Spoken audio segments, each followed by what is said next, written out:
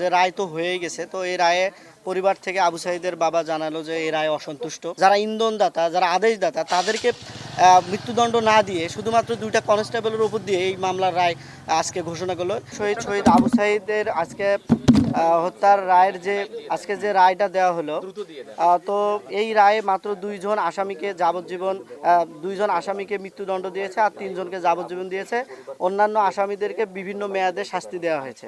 আসলে এই জুলাই গণ অভ্যুত্থানের যে হত্যাকাণ্ড হয়েছে, আসলে দিনের আলোর ন্যায় একটা সকলেই দেখেছে যে কারা হত্যা করেছে, কারা সম্পৃক্ত ছিল।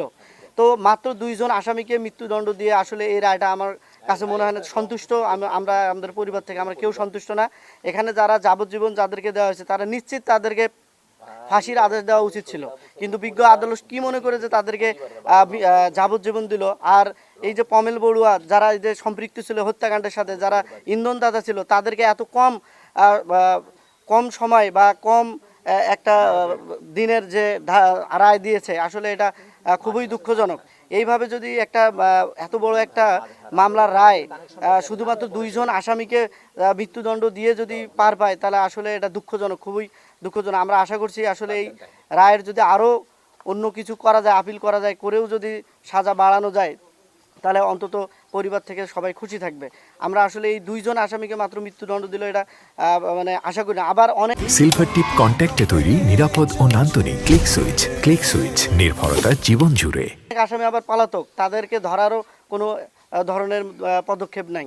তো আমি এই পরিবারের পক্ষ থেকে বলতে চাই এবং প্রধানমন্ত্রী তারেক রহমানের কাছে দৃষ্টি আকর্ষণ করছি, যারা পলাতক আছে তাদেরকে ধরে, এবং যারা আজকে যে রায়ের যে দুইজন মৃত্যুদণ্ড হলো, এবং তাদের এই মৃত্যুদণ্ড দ্রুত কার্যকর করা হোক, এবং যারা যাবজ্জীবন যাদেরকে দেওয়া হয়েছে তাদেরকে আসলে ফাঁসির রায় দেওয়া উচিত ছিল। আসলে দুঃখজনক কিভাবে কি হয়ে গেল। আমরা আশা করছিলাম যে অন্তত 5 থেকে 6 জন আসামি এই মৃত্যুদণ্ড আদেশ পাবে।